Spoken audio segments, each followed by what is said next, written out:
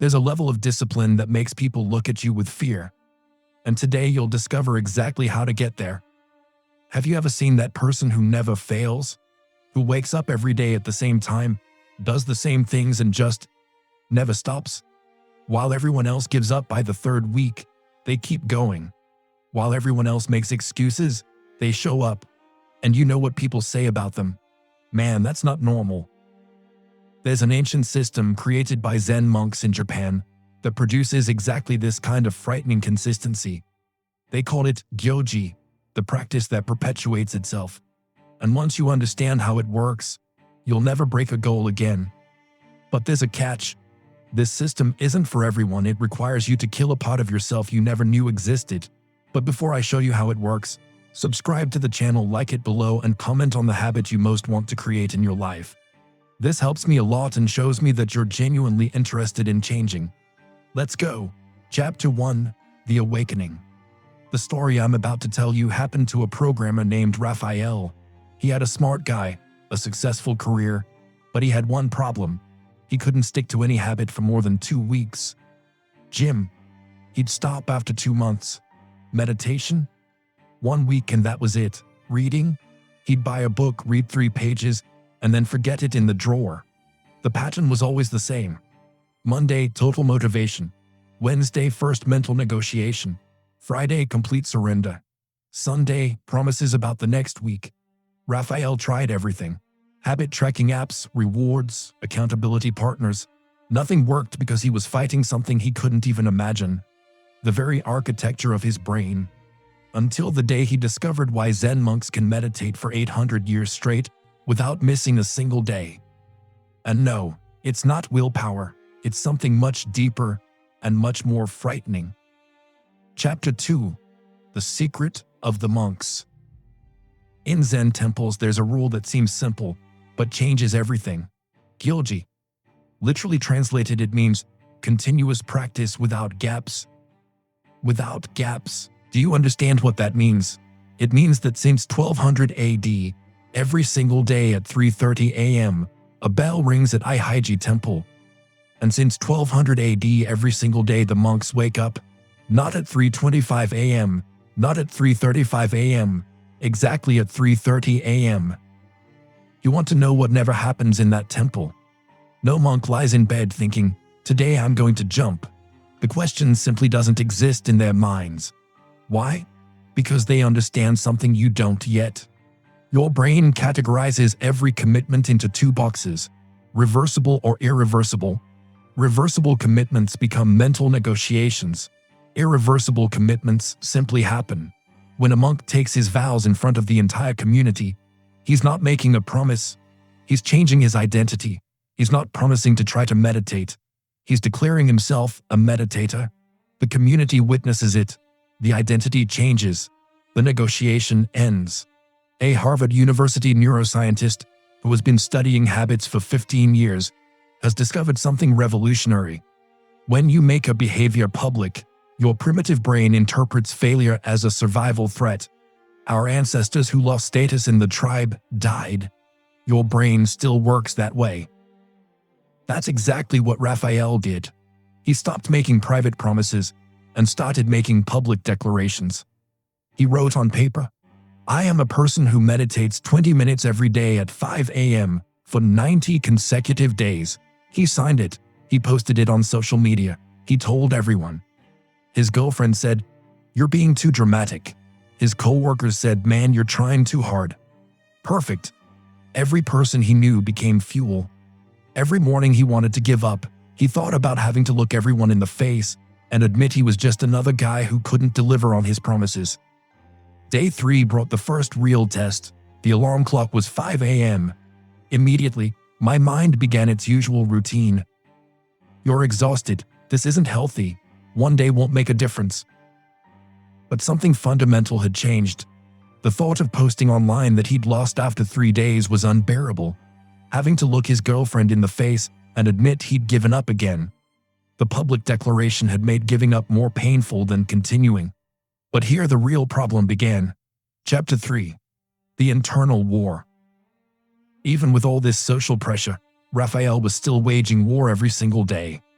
His body didn't care about his reputation. He wanted to sleep when he was tired.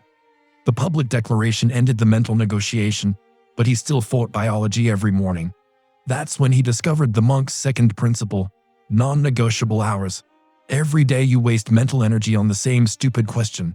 When will I do this? Now or after breakfast, in the morning or at night? This decision burns up glucose in your brain that should be used for actual practice. You're wasting your fuel deciding when to drive instead of actually driving. Raphael chose 5 a.m. Not because he was a morning person who loved watching the sunrise. He chose 5 a.m. because the world was asleep. No messages, no emails, no distractions, no excuses.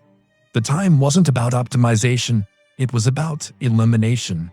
Eliminating every possible reason to do it later. The first week was hell. Your body fought against it every morning. That's normal. Your body is a machine that works with patterns, and you're forcing it to build a new pattern. It resists. In the second week, something changed. He started waking up 2 minutes before his alarm. His body had begun preparing for what now awaited him. On the 14th, the alarm rang, and his feet touched the floor before his conscious mind even engaged. No thought, no decision, just movement. Here's what most people don't understand about fixed hours. It's not about finding the perfect schedule. It's about removing time as a variable. When you do something at different times every day, you're asking your brain to make a new decision every time. When the schedule is fixed, your brain can't argue with a constant. But Raphael discovered a new problem. His schedule was fixed, but he kept changing what he did during that time. Some mornings, meditation felt right. Other days, he read. Sometimes, a few push-ups. His brain had found a new negotiating point. Instead of arguing about when, he started arguing about what. 20 minutes at 5 a.m. became reliable, but the practice itself was chaos. The fixed schedule had solved half the equation, but his mind was still finding loopholes to negotiate. He'd eliminated the when, but not the what. And this is where Dogen's teaching on forms became controversial, because it requires you to do exactly the same thing every single day until your mind completely surrenders. Chapter 4. The One Way. You think variety keeps things interesting, but variety is actually where consistency dies. Every time you change what you're doing, your brain has to make micro decisions. Should I do push-ups or burpees today? Which book should I read? How long should I meditate? Every small decision is a crack where your old patterns leak back in. Raphael completely locked everything down. 20 push-ups, 10 minutes of meditation, 10 minutes of reading. Same order, same timer, same thing. His personal Ango period, 90 days of identical practice. His friends called him robotic. His girlfriend said he was getting annoying. They didn't understand that annoying was exactly the point. Third week, his mind went to war. Every morning it screamed for variety. This is stupid. You're not a robot. Mix things up or you'll burn yourself out. Fourth week, something broke. Not his discipline, but his resilience. The voice of negotiation grew quieter. By week 6, he was halfway through his push-ups before he even realized he'd started. The practice was taking care of itself. This is what people don't understand about consistency. It's not about willpower lasting forever. It's about repetition until willpower is no longer needed. Your body learns the sequence like a dancer learns choreography. An MIT researcher who has studied the automatization of behaviors for 12 years explains, when you repeat an action in the same context for approximately 66 days, the basal ganglia of the brain take over. The behavior becomes automatic. You are no longer deciding to do it, you are simply doing it. On the 35th, Raphael caught the flu. On the 40th, he was traveling for work. This is where the old pattern kicks in. Sick day, rest day. Travel, exception.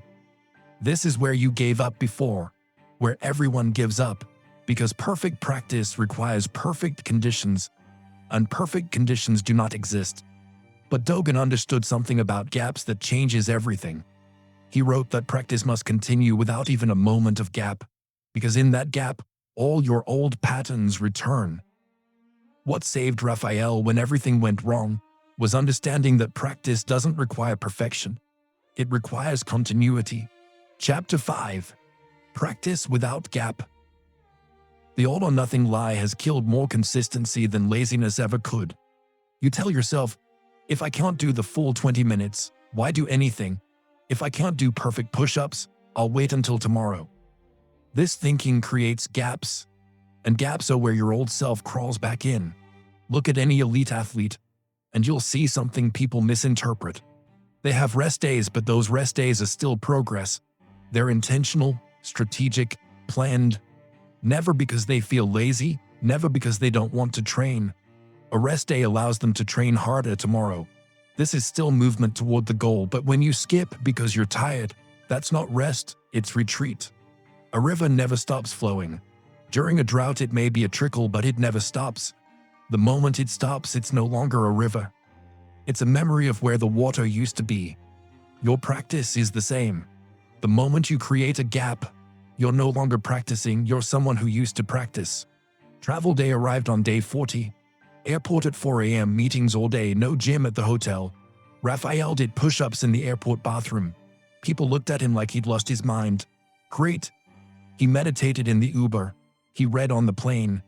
Nothing was perfect. Everything maintained momentum toward the same goal he declared 90 days ago. This is Gyoji. Practice continuing itself. That's when people started to notice. Co-workers said he seemed different. Friends said he was becoming obsessive. Someone actually said his discipline wasn't healthy, that normal people don't act like that. When you hear these words, you know you're on the right track. Normal people get normal results. You're not trying to be normal, you're trying to be unbreakable. But here's what no one prepares you for: the unexpected obstacles you never saw coming. The things you can't plan for because you don't know they exist. Chapter 6. Pre-solutions. Your child gets sick. Your car breaks down on the way to the gym. Your boss keeps you late. These are consistency killers because you haven't pre-decided how to handle them. Every time an unexpected obstacle appears, you have to make a decision under stress. That decision in that moment of chaos is where you'll choose the path of least resistance every time. The obstacle wins because you're fighting a battle you didn't prepare for. Zen monasteries have operated for centuries without missing a single day of practice. Earthquakes, wars, famines. The practice continues. How? They don't make decisions when obstacles arise. The answer already exists. When the meditation hall floods, they go to the dining hall. When the dining hall catches fire, they sit in the courtyard. There is no meeting, no discussion, no negotiation. The bell rings. The response is automatic. Raphael wrote down every obstacle that had ever broken his consistency and pre-solved each one. Plan for rain, push-ups in the garage, guests staying home, silent workout in the bathroom, hangover, which shouldn't happen, but if it does, 2 push-ups, 1 minute of meditation, 1 page of reading. Each scenario had its predetermined response. When X happens, I do Y. No thinking, no negotiating, just execution. The power of this isn't just maintaining the sequence, it's that you stop wasting mental energy on decisions. Your brain knows that no matter what happens tomorrow, the practice continues. This certainty changes your entire nervous system. A Yale University behavioral psychologist who has been studying decision-making for 20 years found, when you pre-decide your actions, you remove decision fatigue from the critical moment. Your prefrontal cortex, responsible for willpower, remains intact to execute rather than decide. Day 70. Raphael's practice had become completely automatic. He would sometimes wake up not even remembering doing the push-ups. His body simply moved through the sequence like a programmed machine. His girlfriend's mother visited for a week. He did push-ups in the bathroom at 5 a.m. The practice continued because the answers were already written. On the 90th, he completed his personal Ango, 3 months of uninterrupted practice. But something deeper had happened. He was no longer the same person. Friends literally told him, "Your consistency is scary." His response was perfect. Great. Chapter 7. The transformation. Because when your discipline makes others uncomfortable, you're finally operating at the right level. Your existence proves that everything they say is impossible is actually just uncomfortable. That's why they'll call you obsessive. That's why they'll say you need balance, they need you to slow down so they can feel better about standing still. But you're not doing it for them. You're doing it because you've discovered the secret. Consistency isn't about doing something every day. It's about becoming someone who can't do it any other way. When you implement the GYOG system, public declaration, fixed schedule, a seamless practice method, and pre-resolved answers, you're not just creating habits, you're reshaping your identity. You stop being someone who tries and become someone who simply is. And when that happens, when that transformation is complete, people will look at you and think, how does he do that? And the answer will be simple: he doesn't. He is. The question remains, are you ready for this level of transformation? Because it's not about discipline, it's about death and rebirth. The death of your inconsistent self, the birth of your unbreakable self. The GYOG system won't make you a better person. It'll make you a different person. Someone others will look at and think, that's not normal. And when you hear those words, you'll know you've finally gotten where you want to be. If this video changed your perspective on discipline and consistency, subscribe to the channel and activate the bell so you don't miss future content that will transform you. And tell me in the comments, what will your public declaration be? What habit will you implement using the GYOG system? Remember, the consistency that scares others is the only consistency worth having. If you've watched this far, thank you very much for your attention. See you in the next video.